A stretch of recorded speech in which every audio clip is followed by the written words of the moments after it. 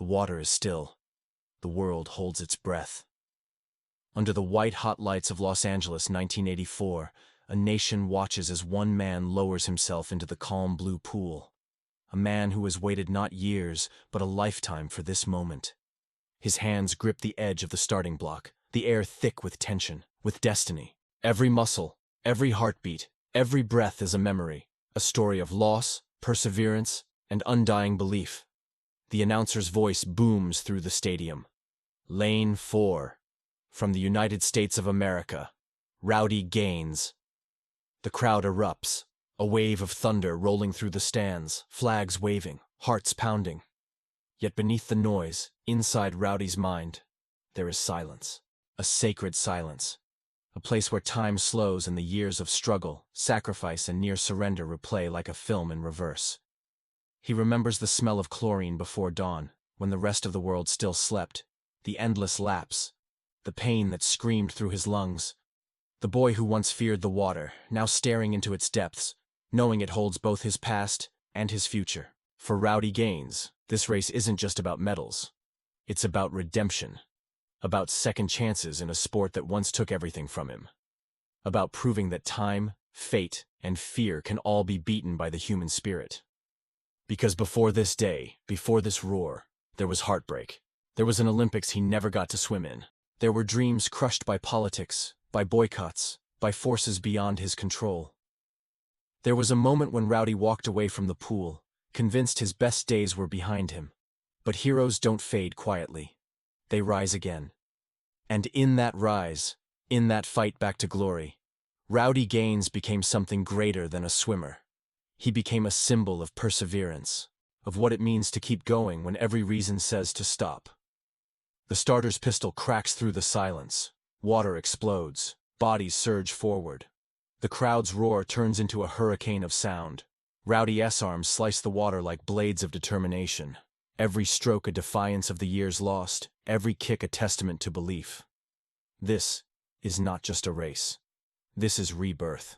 And as he charges toward destiny, we dive with him, back through time, into the story of the boy who learned to fly underwater, who lost it all, and who found the courage to chase it again. This is the story of Rowdy Gaines, the man who swam against time itself, and won. Before the crowds, before the cameras, before the roar of Olympic stadiums, there was just a boy from Winter Haven, Florida, quiet, lanky, curious, and uncertain of who he was.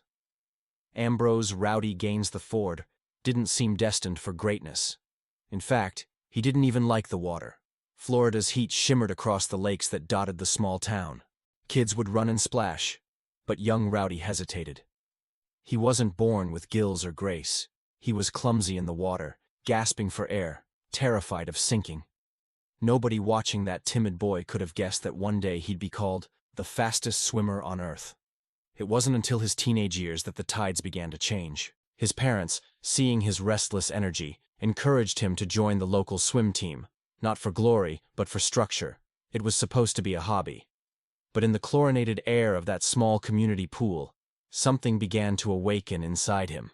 He discovered something profound, that the water, once his fear, could be his freedom. Each stroke was a battle against doubt, and with every victory, he began to understand himself a little more. Early mornings turned into a ritual. The alarm before sunrise, the chill of the deck under his feet, the splash that marked the beginning of another 1,000-yard fight. He wasn't the most talented swimmer on the team, not yet. But what he lacked in natural ability, he made up for in hunger. Coaches noticed. They saw how he stayed after practice, repeating drills until his arms trembled, how he never walked away until his form was perfect. One day, his coach called him aside, looked him in the eye, and said, "Rowdy, you're not the biggest, and you're not the strongest. But you've got something special. You've got fight." That word stuck with him. Fight. By the time he reached high school, Rowdy was transforming. His body, once awkward, began to move with a rhythm that only the water could teach. The lane became his world, and every race was a lesson. He learned not just how to swim fast, but how to endure, how to hurt, how to push past limits that scared him. Then came Auburn University.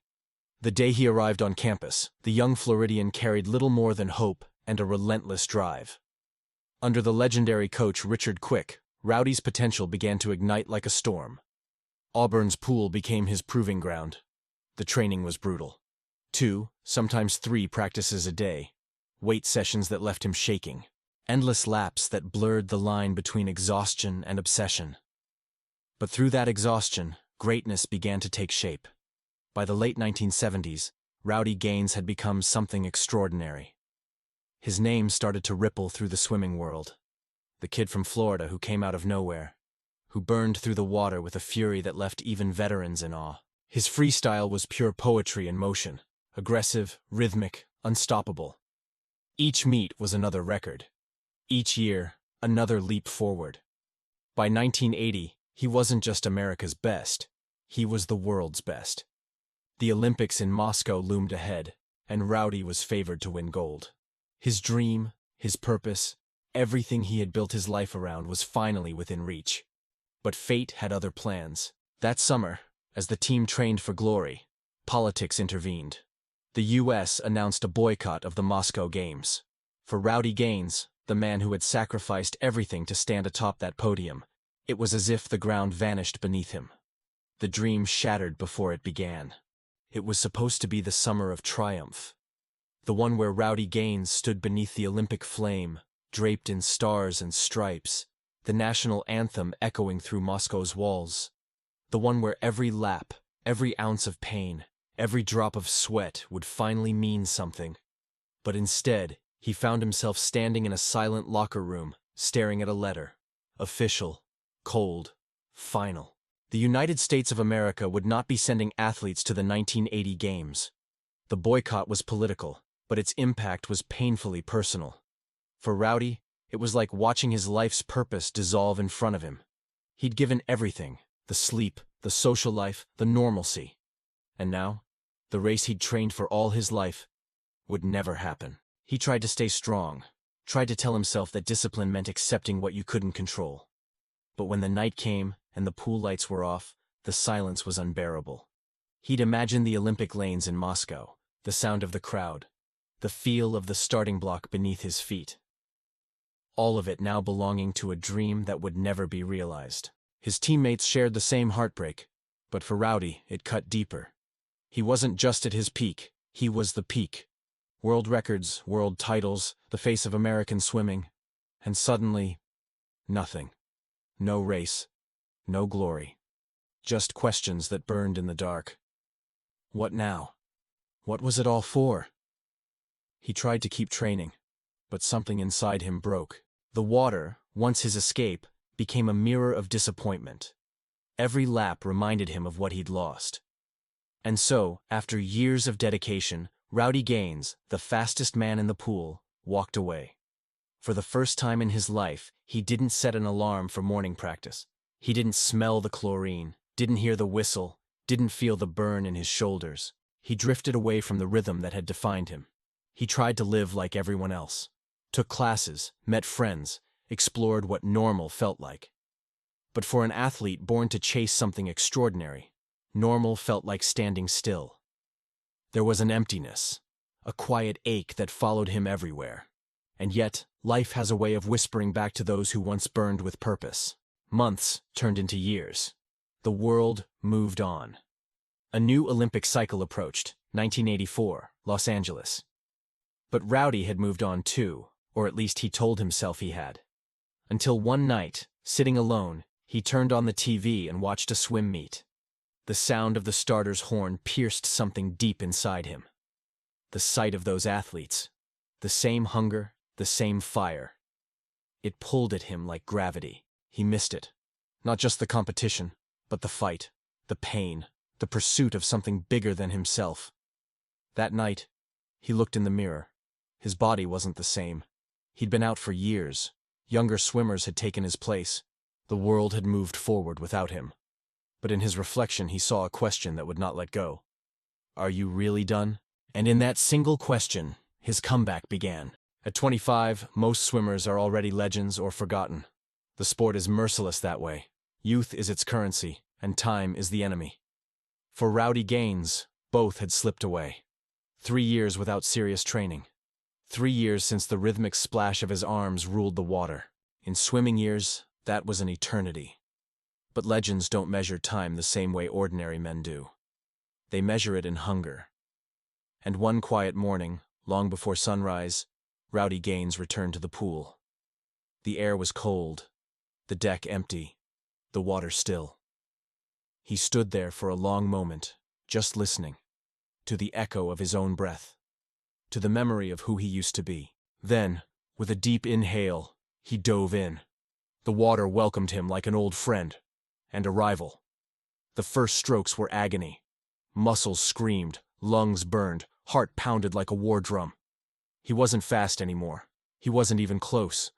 But as he surfaced, gasping, something fierce flickered behind his eyes. I can still fight. Day after day, he showed up. Before dawn, after sunset. Alone, unseen, uncelebrated. Each lap was an argument with himself. The voice that whispered, "You're too old," against the one that roared, "Not yet." His coach, Richard Quick, was stunned when Rowdy told him he wanted to make a comeback. Quick studied him, older, slower, but with a fire he hadn't seen in years. He didn't hesitate. "All right," Quick said with a knowing grin. "Then let's do this the hard way."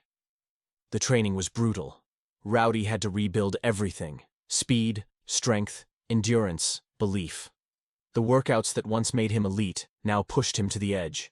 He'd collapse on the pool deck, muscles trembling, vision blurred. But then, he'd get back up. Again, and again. He swam with college kids half his age. They'd whisper, "That's Rowdy Gaines. He used to be great." Used to be. The words stung, but they also fueled him. Every doubt, every smirk, every whispered doubt became kindling for the fire. He didn't want to prove them wrong. He wanted to prove himself right. Months bled into years. Slowly, the rhythm returned. The body began to remember. His freestyle regained its power, its rhythm, its signature tempo. That machine-like precision that once dominated the world. By 1983, whispers began to change. The old champion was back. The comeback wasn't just real, it was historic. But there was something different now. He wasn't the same young man chasing gold for glory. This was about gratitude. Redemption. He'd been given a second chance, a gift denied to so many athletes. The 1984 Olympics in Los Angeles loomed ahead, and Rowdy knew this was it. His last shot, his final stand. As the trials approached, the tension was electric. Reporters called it impossible. Fans called it madness. But when Rowdy Gaines stepped onto the blocks at the U.S. trials, he felt none of it. He looked down at the water, his old battleground, and smiled. "Let's see what you've got left," he whispered. The gun went off, and in that instant, time bent. The years, the pain, the heartbreak, all of it vanished. There was only speed, only flow, only fire. When he touched the wall, the crowd exploded. He'd done it. Against every odd, every critic, every doubt, Rowdy Gaines had qualified for the Olympics once again. He was going to Los Angeles. The boy who once feared the water, the man who had walked away from it, was about to write one of the greatest comebacks in Olympic history. The summer of 1984, Los Angeles. The Olympic flame burned high above the stadium, a crown of fire over a city alive with hope. The air was thick with sound. The thunder of drums, the chants of nations, the dream of redemption carried on every breeze. For the first time in years, the United States was back on the world's biggest stage. And at the center of it all was a man who had been counted out, written off, forgotten by time. Ambrose Rowdy Gaines. Standing behind the starting block, he looked calm, but inside, his heart was an earthquake. Every beat echoed with memory. The 1980 games that never came. The lonely mornings, the aching comebacks, the moments when he almost gave up. Now it all came down to 49 seconds. He adjusted his goggles, shook his arms loose, and gazed down the pool. 8 lanes of water, clear and still, waiting to crown a champion. The announcer's voice carried over the crowd. "In lane 4, representing the United States of America, Rowdy Gaines." The sound hit him like a wave. Flags rose, hands clapped, voices screamed his name. But Rowdy tuned it all out. In his mind, there was only the sound of water, the one thing that had always told him the truth. He crouched, every muscle trembling with focus. "Take your mark." The gun fired. Rowdy exploded off the block. The water shattered under his dive. For the first few seconds, the world disappeared. There was no crowd, no noise, no history, only motion. His arms cut through the pool with a vengeance. Every stroke was a story, every kick a declaration. Halfway through, he was in the lead. But the field was closing in. The East Germans, the Australians, the best on earth. He could feel them pressing behind him, their presence like shadows in the lanes beside him. His lungs screamed, his shoulders burned. The voice of pain shouted, "You can't hold this pace!" But deep inside, another voice rose, steady, defiant, unbreakable.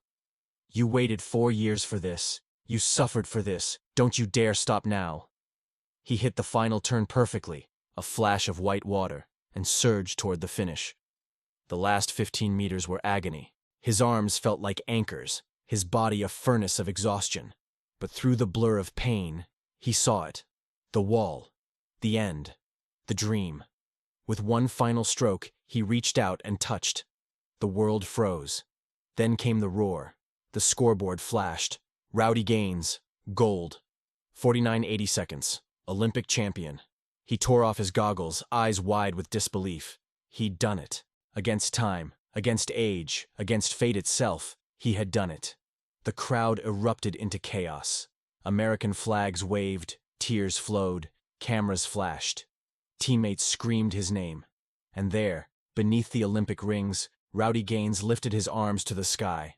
Not in arrogance, but in pure gratitude. He wasn't just a swimmer anymore. He was a symbol. For every athlete who ever lost their shot. For everyone who ever walked away and wondered if it was too late to return.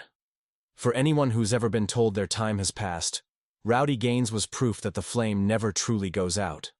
Later that week, he added 2 more gold medals, anchoring the U.S. relay teams to victory, sealing his place among legends. But even those triumphs couldn't eclipse the meaning of that first race. That moment wasn't about medals. It was about redemption. When the anthem played and the flag rose, Rowdy's eyes glistened, not just with pride, but with peace. The long fight was over. The boy who once feared the water had conquered it, and the world would never forget his name. When the pool went quiet and the medals were packed away, Rowdy Gaines stood at a crossroads. The kind that comes after the noise, after the anthem, after the world has crowned its champions. The lights of Los Angeles dimmed, but something inside him still burned. For years, swimming had defined his every breath. Now, he had to learn who he was without the stopwatch. Many athletes falter in that silence, lost without the rhythm of competition. But Rowdy found purpose in giving back. He became a voice, first for swimming, then for sport itself. His charisma, his energy, that unfiltered enthusiasm that made him roar on deck now poured through microphones and television screens. As a commentator, his words danced with the same pulse that once powered his freestyle. He made viewers feel the heartbeat of the pool, the courage of every start, the heartbreak of every finish. Fans didn't just hear Rowdy Gaines, they felt him. But beyond the broadcast booth, he carried something deeper, a mission to inspire. He spoke to young swimmers, to schools, to audiences across the world, sharing his story not as a tale of glory, but as a lesson in resilience. He told them, you can lose your dream and still find it again. You can fall behind and still win. Then, life tested him once more. In 1991, years after his Olympic triumph, Rowdy Gaines faced a new race. One that couldn't be won with speed or strength.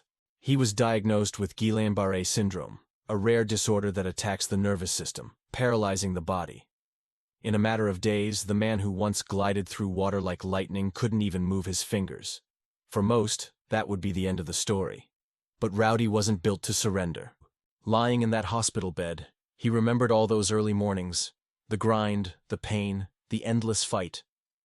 This was just another pool, another race, another wall to reach for. He fought back with the same relentless spirit that defined his Olympic journey. Months of therapy. Hours of pain. Inch by inch, muscle by muscle, he regained control.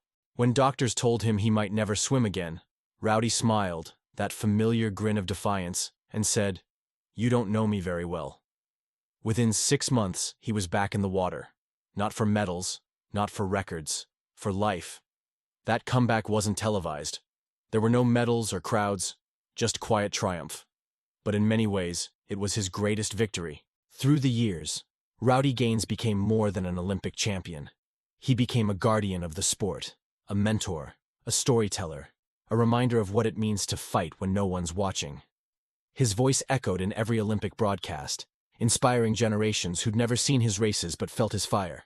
Even today, when he steps onto a pool deck, heads turn.